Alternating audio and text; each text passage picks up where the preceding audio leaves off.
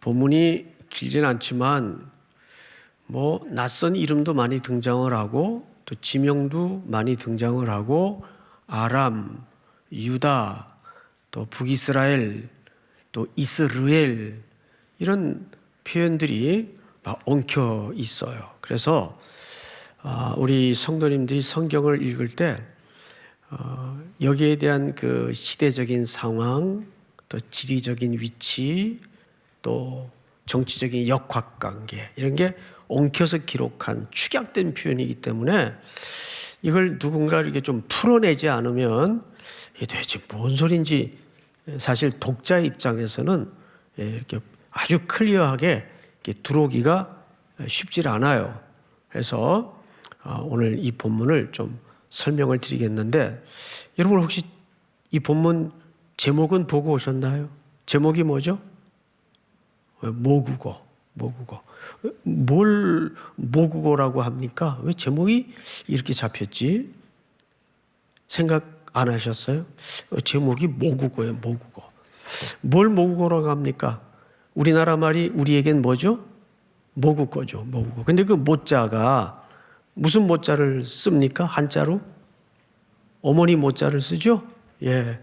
그래서 오늘 모국어라는 말은 한국말을 의미하는 제목이 아니고 어머니의 언어. 어머니의 언어는 곧 그 자녀의 성장과 삶의 배양터가 됩니다.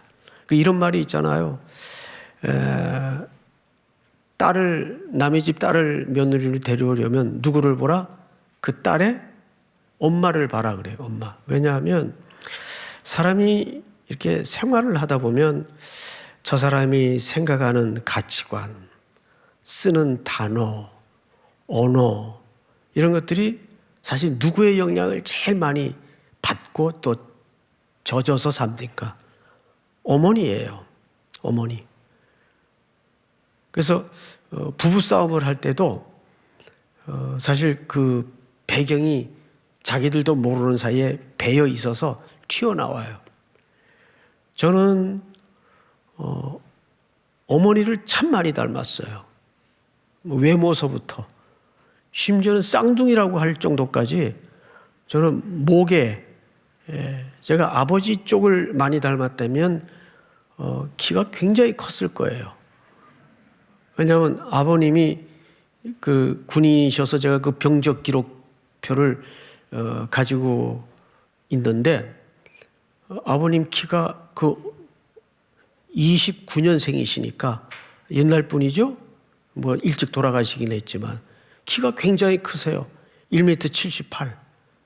그때 어른으로. 그러니까 한 달이 건너서 그 키가 나왔어요. 한 달이 건너서. 신기하더라고요. 저는 철저히 그 외탁을 했어요.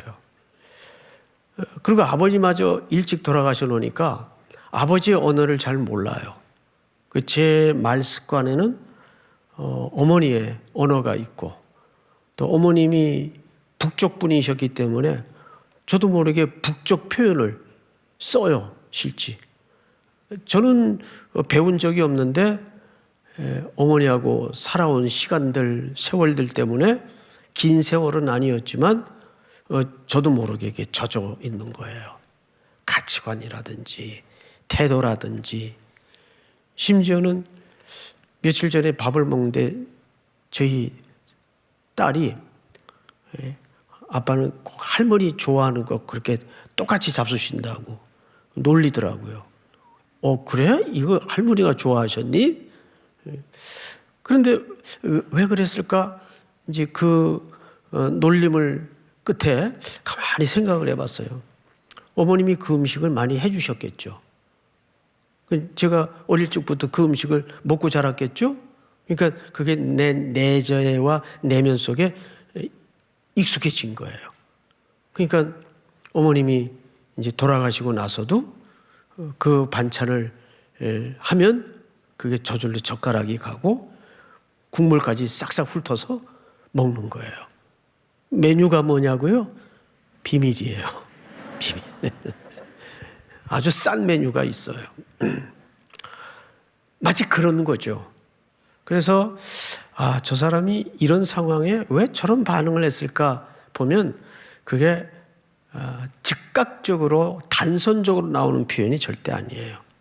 그 이면에 그를 키운 어머니의 언어가 있고 어머니의 가치관이 성장 과정을 통해서 배어 있다가 툭툭툭 튀어나오는 거예요.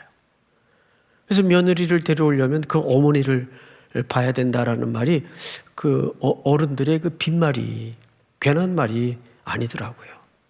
그런데 그게 단순히 인생의 한 그런 영역에서만 적용되는 부분이 아니고 무서울이 많지 우리 신앙에도 그것이 튀어나온다는 거죠.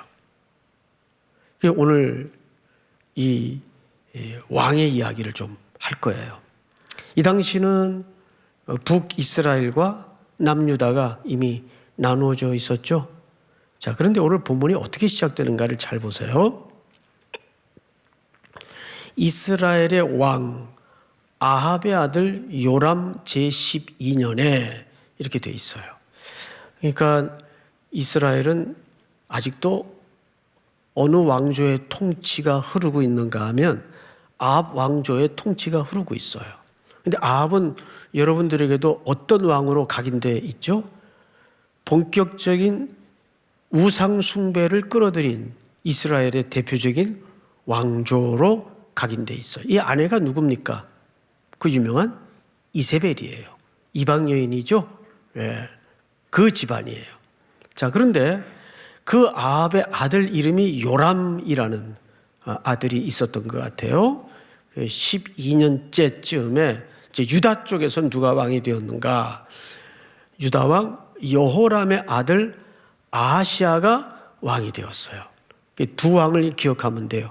아합의 집안의 요람 왕, 그리고 유다 쪽에서는 오늘 주된 주인공이 될 아하시아가 왕으로 통치를 하고 있었습니다. 자, 그런데 26절을 보세요. 아하시아가 왕이 될 때 나이가 몇 살입니까? 22세예요. 22살에 아주 젊을 나이에 왕이 된 건데 예루살렘에서 1년을 통치하니라. 그의 어머니의 이름이 누굽니까? 아달랴예요. 아달랴. 어머니 이름이 밝혀져요. 성경에서 되게 아버지 이름을 밝히는 것은 흔한 법칙이라도 유독 어머니 이름을 밝히는 것은 그렇게 흔치 않는 표현입니다. 그런데 왜냐하면 이 어머니가 나중에 마태복음 기록에는 왕의 기록에는 생략이 되지만 유다의 7대 왕이 됩니다. 이 아달랴가 왕이 되는 과정이 굉장히 끔찍해요. 이 아달랴는 어떤 사람인가? 성경을 좀 보십시다. 아달랴라 이스라엘 왕 오므리의 손녀이더라. 여러분, 이스라엘 왕조 오므리 왕조가 있어요. 이 왕조는 아주 우상 숭배에 첨단을 걷던 이스라엘, 북이스라엘의 유명한 왕조입니다. 이세벨의 영향을 받았고 또 우상 숭배의 길을 따랐고 아합의 길을 따랐던 집안 혈통의 딸이에요. 그러니까 그 북이스라엘의 그런 집안의 혈통의 여인과 이 유다 집안의 왕가가 어떤 이유로 결혼을 했고 사돈을 맺은 거예요. 그래서 성경을 잘 보십시다. 27절. 아하시아가 아합의 길로 행하여, 이거는 이상한 걸까요? 당연한 걸까요? 이거는 이상한 게 아니라 당연한 거죠. 왜? 그 어머니가 아합의 집에 혈통을 쫓아 이 집에 시집을 왔고 이 아하시아를 그렇게 그런 가치관과 신앙의 관점에서 키웠기 때문에 아합의 길로 따르는 것은 전혀 이상한 게 아니에요. 그래서 저는 우리 청년들에게 좀 조심스럽긴 하지만 제가 부탁드리고 싶은 것은 힘들어도 힘들어도 어려워도 또 상대가 조금 부족할 수 있더라도 신앙을 가진 자와 결혼을 하는 것이 맞습니다. 네. 이건 제가 참 현실적인 상황에 대고 말하기가 너무 마음이 힘들지만 직선적으로 말할 수밖에 없는 것은 여러분들의 남은 생애가 온통 걸려있는 문제이기 때문에 그래요. 이렇게 잘못된 집안의 우상 숭배의 길을 따랐던 아합의 집의 여인이 유다 왕가의 시집을 와서 자녀를 낳아 어떻게 키웠어요? 신앙에 대해서 혼합주의 신앙을 키운 거예요. 누구를? 아하시야를. 근데 그가 왕이 될 즈음에 그 왕은 어떤 길을 따르겠습니까? 당연히 아합의 길로 따르는 것이 그건 이상한 게 아니라 당연한 거예요. 그래서 제가 참 청년들의 현실을 보면 그저 뭐 아무나 결혼해라. 제가 아비의 마음으로 그럴 수 있는 마음이 없어요. 아비의 마음으로. 정말 우리 청년들을 내가 바르게 생각한다면 그래도 신앙이 있는 집안에 신앙이 있는 사람과 만남을 저는 열심히 기도하고 있어요. 금년에 그런 은혜의 물줄기가 우리 청년들에게 계속 흘러갈 수 있기를 축복합니다. 정말이에요. 좀 더디더라도 기다리더라도 그것이 맞습니다. 오늘 성경을 잘 보세요. 27절 아하시야가 아합의 집 길로 행하여 아합의 집과 같이 여호와 보시기에 악을 행하였으니 그는 아합의 집에 뭐가 되었음이로라? 사위가 되었음이로라. 여러분 이와 유사한 성경의 신뢰를 우리는 선명하게 알고 있죠. 다윗의 아들 솔로몬이 통합 이스라엘의 왕이 되자마자 제일 먼저 했던 일이 뭐였죠? 애굽의 사위가 되는 일이었습니다. 왜 그랬을까요? 애정이 있는 혼인이고 결혼이었을까요? 그렇지 않습니다. 그 당시 애굽은 말하자면 가장 강한 강대국기였기 때문에 경제적인 문제, 정치적인 문제, 군사적인 문제를 든든히 보호받을 보호막이었어요. 왕으로서 상식선에서 당연한 생각일 수 있겠지만 적어도 이스라엘 왕은 그런 길로 가서는 안 되었죠. 이스라엘 왕은 누구만을 의지해야 되는 왕이었습니까? 하나님의 대리자 아니에요. 어떤 경우에도 하나님만 신뢰하고 하나님만 의지하는 왕이었어야 옳았을 텐데 솔로몬은 왕이 되자마자 제일 먼저 한 일이 애굽의 딸을 데려다가 아내를 삼은 일입니다. 그리고 그때부터 본격적인 토목공사, 건축공사가 온 나라, 온 통치기간 동안 진행이 되는데 그 아내가 머물 궁을 어마어마한 규모로 만들어요. 그럼 그것이 물꼬가 튀어져서 솔로몬 곁에는 후궁이 300, 700인가요? 첩이 나머지 숫자. 그래서 모두 함께 곁에 있었던 여인들이 1000명이에요. 성경의 기록상. 그럼 그 여인들이 들어올 때 전부 뭘 들고 들어왔겠어요? 그 나라 신들을 가지고 들어온단 말이에요. 그러면 온 이스라엘이 무슨 판이 됩니까? 구판이 되는 거죠. 나중에는 성전 안에까지 우상제단이 차려지고 오죽했으면 하나님께서 너희들이 가지고 오는 이 재물에 내가 실어버린 바 되었다. 누가 이 성전문을 닫을 자가 있었으면 좋겠다. 그 물꼬를 튼 인물이 사실은 솔로몬이에요. 그러니까 왕과의 결혼이라는 것은 애정이 기초한 결혼이기보다는 서로 필요를 따라서 만난 관계들입니다. 그럼 뭐 아모레면 좋아. 복이 되면 되는 거지 뭐. 여호와든 바알이든 아모레면 어떠냐? 그런데 오늘 우리 속에도 이런 혼합주의가 우리 자신도 모르는 사이에 빼곡히 감추어져 있어요. 여기 전형적으로 이 북이스라엘과 유다는 그런 정략적인 관계에서 형제국가의 관계를 유지해 갑니다. 성경을 마저 좀 보십시다. 28절.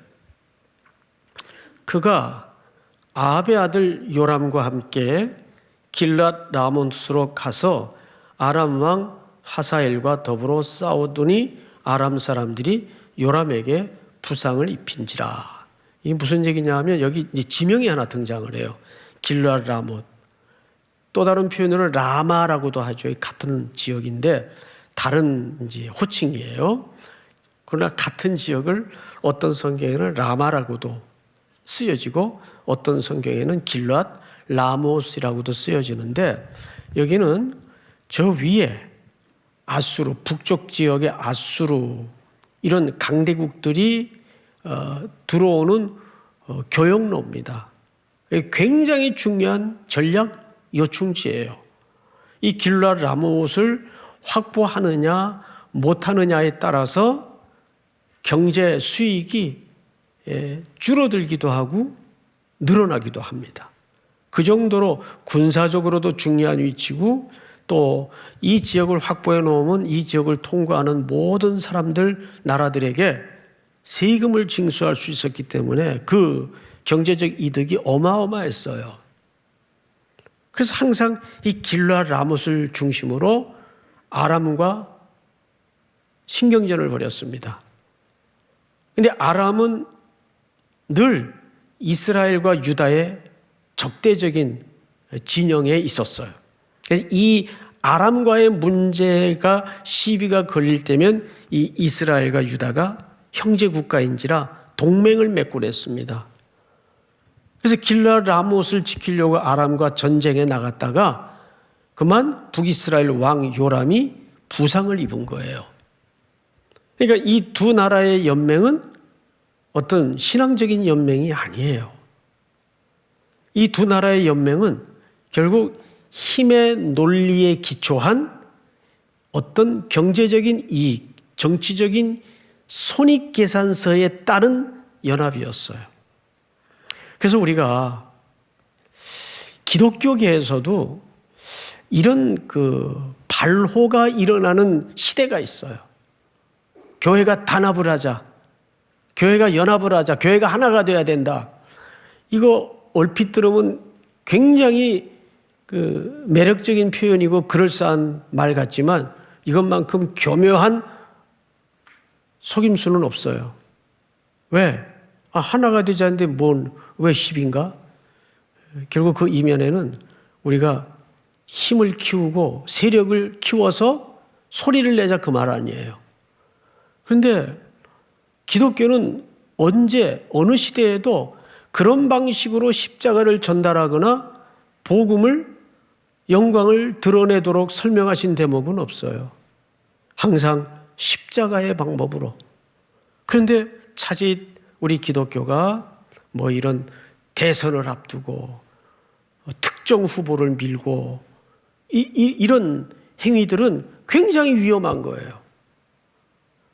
세력을 합쳐서 기독교의 그 위용을 보여줘야 된다. 아니요. 그러지 마세요. 그런 걸로 힘 합치지 마세요. 그래서 일부 정치 세력과 결탁을 해서 그러니까 대선 후보들이 요즘 교회 돌아다니잖아요. 거기에 귀도 쫑긋 하지 마세요. 오든 말든. 예배 드리고 가면 그 말이지. 그래서 어느 대선 후보가 연락이 왔어요. 한번 오시겠다고. 와서 예배 드리고 가시라고 그랬어요. 우리 소기도 인사도 못한다. 했더니 다음에 오겠다 그러더라고요. 다음에 오겠다. 안 오셨어요. 네. 다행이다 그랬죠. 다행이다. 지금 시대가 얼마나 혼란해 있습니까?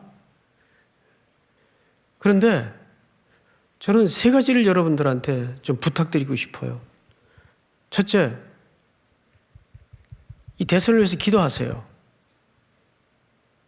기도하세요. 그냥 뭐 뽑을 사람 없다 그런 소리 하지 말고 기도하세요. 두 번째는 하나님의 주권을 믿으세요. 누가 되든 뭐 1억씩 준다는 사람이 되든 누가 되든 하나님의 주권을 믿으세요. 이 사람 되면 안 되는데, 이 사람 되면 큰일 나는데, 그것도 웃기는 소리예요. 역대 그래가지고 나라가 위기를 만난 적도 없고, 대한민국은 하나님이 경외에 가세요. 걱정하지 마세요. 첫째는 뭐 하라고요? 기도하시라고. 두 번째는 하나님의 주권을 믿으세요. 세 번째는 그러면 투표는 하세요. 세 가지 단순하죠? 얼마 전에 어느 분이, 이 좀 대선을 앞두고 목사님 그 견해가 담긴 이 선거에 대한 글을 좀 써주십시오. 민감하잖아요. 내가 또 괜히 또 엉뚱한 소리 했다가 무슨 평지 풍파를 겪으려고. 그래서 이게 쓸까 말까 하다가 아주 직선적으로 단순하게 쓰자. 그래서 이 세 가지를 써줬어요. 예? 세 가지. 첫째, 기도해야 된다. 둘째, 하나님의 주권을 믿으라. 셋째, 투표하자. 기권도 의사표시니까 투표하자. 그러니까 항상 이런 어수선한 시기에 복음의 이해를 잘못 파고들어서 기독교의 정체성을 어지럽히는 사람들이, 무리들이 꼭 일어난단 말이에요. 근데 어디 외부에서 들어오는 게 아니라 안에서 일어나요. 안에서. 이게 큰일 나죠. 기독교는 역사적으로 세력을 통해서 기독교가 세상을 바꾼 적이 없어요. 가장 그 역사적 폐해가 십자군 운동 아니에요. 주님의 이름으로, 그리스도의 이름으로 얼마나 끔찍한 역사를 토해냈습니까? 여기 지금 이스라엘과 유다가 연맹을 한 이유는 신앙적인 이유가 아니에요.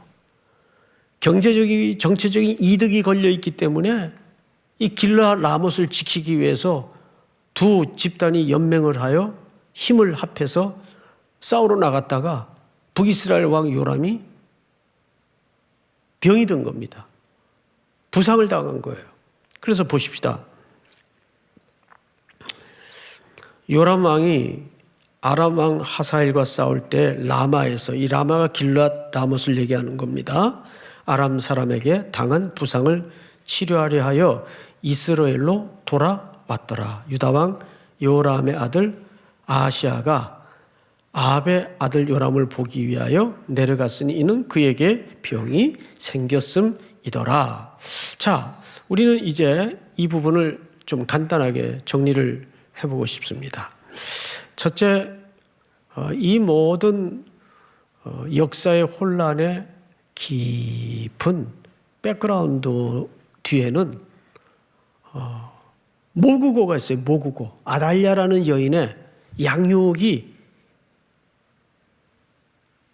처음에는 역사의 전면에 잘 드러나지 않았는데 놀랍게도 거기서 키워진 왕들이 어떻게 됐습니까?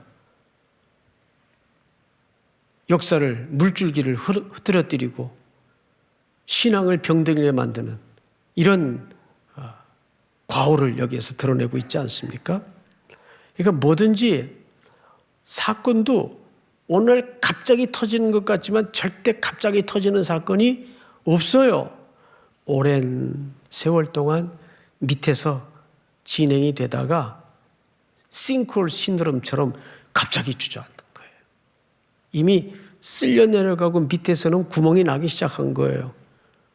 시간과 날짜와 장소만 고르고 있는 거죠. 우리가 기억도 하기 싫은 성수대교가 무너지던 날. 그 다리는 무너지게 돼 있었어요. 근데 시간만 고르고 있었던 거죠. 제가 새벽 예배 마치고 집에 들어가서 탁 TV를 트는데 나 무슨 영화, 재난 영화 찍는 줄 알았어요. 그 멀쩡하던 성수대교 가운데가 그냥 헝하니 비어 있는 거예요. 뭐 난리가 났어요.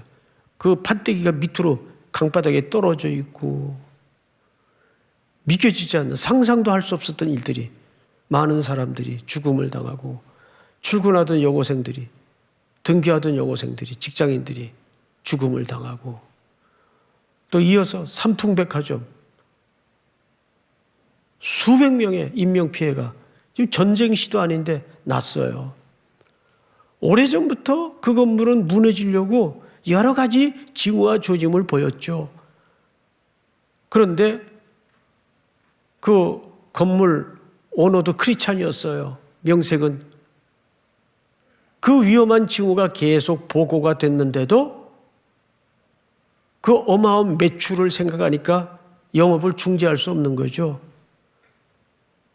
이런 미천한 인식, 무엇이 중요한지를 판단을 못하는 거죠. 그 삼풍백화점 사건과 성수대교 사건은 그냥 평범한 사건이 아닙니다. 그것은 근현대사 한국 경제의 그 허상을 가장 잘 설명할 수 있는 사건입니다. 특별히 광주 사건 같은 경우에도, 광주 민주화운동 같은 경우에도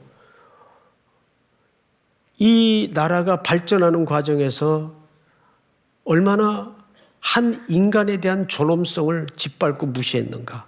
그 가치관이 그대로 군대 세력을 통해서 드러난 사건이에요. 이게 여러분 얼마 전에 있었던 일입니다. 아주 무슨 옛날 얘기가 아니에요. 제가 대학 다닐 때 벌어졌던 일이니까. 얼마 전의 일이에요. 그러니까 국가적으로 이런 큰 재난이 한 번씩 터질 때마다 그 속에는 그 시대를 함축한 메시지나 사인이 있는 거예요. 지금 이 사건도 어머니의 모국어라는 환경을 통해서 한 인간이 길러지고 그 인간이 일생을 통해 어느 길을 따랐는가에 따라서 국가의 운명이 왔다 갔다 하지 않습니까? 그러니까 우리가 12월 마태복음 25장을 쭉 우리가 강해해 오면서 깨어있으라는 게 무슨 뜻이었어요? 물리적인 잠이 아니라 그랬죠? 기억나세요? 기름을 준비했는가 안 했는가의 차이예요. 그때 제가 여러분들에게 이런 질문을 던졌습니다. 근데 그 준비는 신랑이 온 다음에 하는 겁니까? 오기 전에 하는 겁니까? 오기 전에 하는 거죠. 근데 언제 올지 모른단 말이에요. 그럼 어떻게 해야 되겠어요? 매일 지금 하는 거예요. 그러니까 지금 당장 눈에는 표도 안 나고 눈에 띄지도 않고 다람쥐 쳇바퀴 돌듯이 반복되는 일상 같지만 그 반복되는 무의미해 보이기조차 한 그 일상을 성실한 태도로 무너뜨리지 않을 때 저 끝에는 슬기로운 처녀의 칭찬이 우리 앞을 기다리고 있는 거예요. 근데 그게 어느 날 갑자기 이렇게 모아져서 그런 평가가 내려지나요? 그렇지 않다는 거죠. 현실이라는 일상이 성실함으로 쌓이고 모아져서, 그러면 그 성실함은 어디서 오는 거예요? 사랑하는 마음에서 성실함이 가능해지는 겁니다. 그렇죠? 사랑하지 않으면 성실할 수 없어요. 그리고 성실하지 않는 것은 사랑하지 않는 거예요. 사랑하는데 어떻게 성실하지 않을 수가 있어요? 맞습니까? 틀립니까? 맞습니다. 그래서 금요일 밤도 나왔다 안 나왔다 나왔다 안 나왔다 그러지 마시고 성실하게 나오세요. 22년도에는 제가 첫 주에 여러분들에게 온 마음과 온 힘을 다해서 강조한 바가 뭐냐면, 금년에는 뭘 많이 하자 그랬죠? 성경, 주야로 여호와의 율법을 묵상하는 자로다. 이게 복이 있는 자의 특징을 얘기하는 거지, 그래야 복이 있다는 말이 아니라 그랬죠. 예. 건강한 사람은 입이 달아요. 늘 입이 궁금하고 뭔가 땡기고 뭔가 먹고 싶고, 이건 일단 몸이 건강한 상태인 거예요. 근데 몸에 벌써 이상 징후가 오고 건강이 안 좋으면 피곤해 쪄들어 있고 그러면 다 귀찮아요. 먹는 것도 귀찮아요. 다 먹으라 그러면 짜증내고 그래요. 근데 건강한 애들은 그냥 뭐 쇠라도 막 씹어 먹어요. 길에 떨어진 것도 막 주워 먹어요. 근데 그런 애들이 건강하더라고요. 예. 금년에는 우리 청년들이 성경을 어떻게 읽으라고요? 많이 읽으세요. 그래서 들어가야 아웃풋이 돼요. 뭐 안에 나올 것도 없는데 뭐가 나오겠어요. 예? 속에 인간적인 욕이나 나오고 짜증이나 나오고 더러운 게 나오죠. 그런데 속에다가 그저 이해가 되든 안 되든 꾹꾹 그냥 말씀을 꾹꾹 쑤셔 넣어 보세요. 이게 언젠가는 탁탁. 왜? 말씀은 자체가 능력이 있단 말이에요. 할렐루야. 예.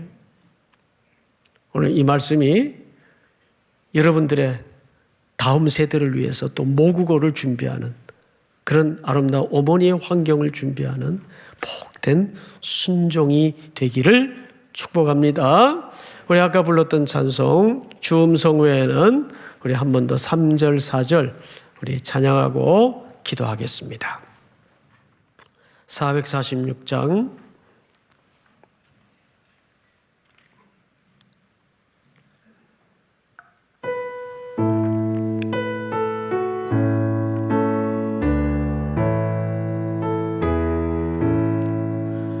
주 떠나가시면 내 생명 헛되네. 기쁘나 슬플 때 늘 계시옵소서. 기쁘고 기쁘도다 항상 기쁘도다 나 주께 왔사오니 복 주옵소서. 그 귀한 언약을 이루어 주시고 주 명령 따를 때 늘 계시옵소서. 기쁘고 기쁘도다 항상 기쁘도다 나 주께 왔사오니. 우리 1절 합니다. 복 주옵소서. 주 성회는 참 기쁨 없도다 날 사랑하신 주 늘 계시옵소서.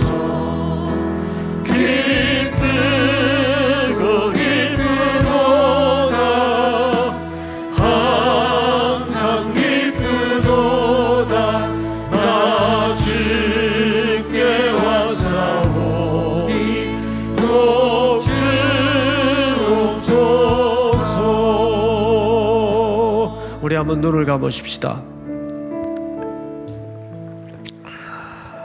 우리는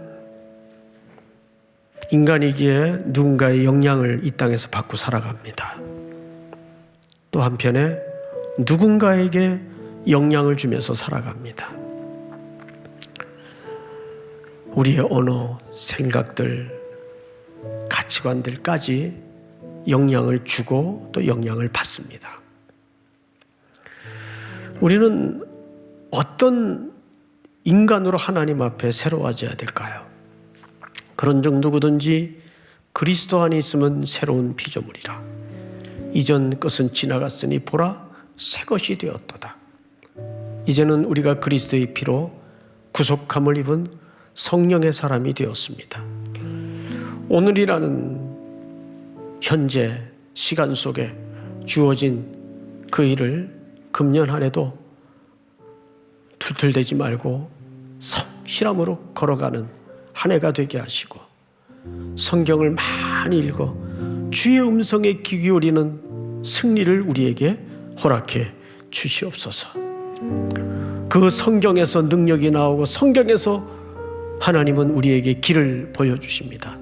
여러분, 금년 한 해도 물론 새로운 결단과 각오 속에 하고 싶은 일도 많고 해야 할 일도 많겠지만, 더 중요한 것은 주님이 내 인생 속에 분부하신, 허락하신, 시키신 일은 무언가에 집중하려면 성경을 읽어야 됩니다. 성경만이 이 시대를 뚫어내는, 이 혼탁한 시대를 열어내는 답이 거기에만 있습니다. 오늘도 이 밤에 기도할 때 먼저 1절 다른 길에는 기도는 배제하시고 너희는 내게 부르짖으라 그랬어요. 거기 부르짖으라는 말은 소리치라는 말도 되지만 사실 원문의 의미는 나를 부르라 그 뜻이에요. 하나님을 부르는 거예요. 성령 안에서 무시로 주님을 부를 수 있는 금년 한 해가 되게 하여 주시옵소서. 주 음성에 귀 기울이는 이 밤이 되게 하여 주시옵소서. 자신의 소원과 한 해 꼭 하나님 앞에 해결을 받고 응답받고 주의 인도를 받기를 원하는 그 어떤 문제를 놓고 철저하게 하나님 앞에 구체적으로 기도하는 시간이 되었으면 좋겠어요. 우리 이 시간 다 같이 한번 주여 부른 다음에 소리내어 통성으로 기도합니다. 주여!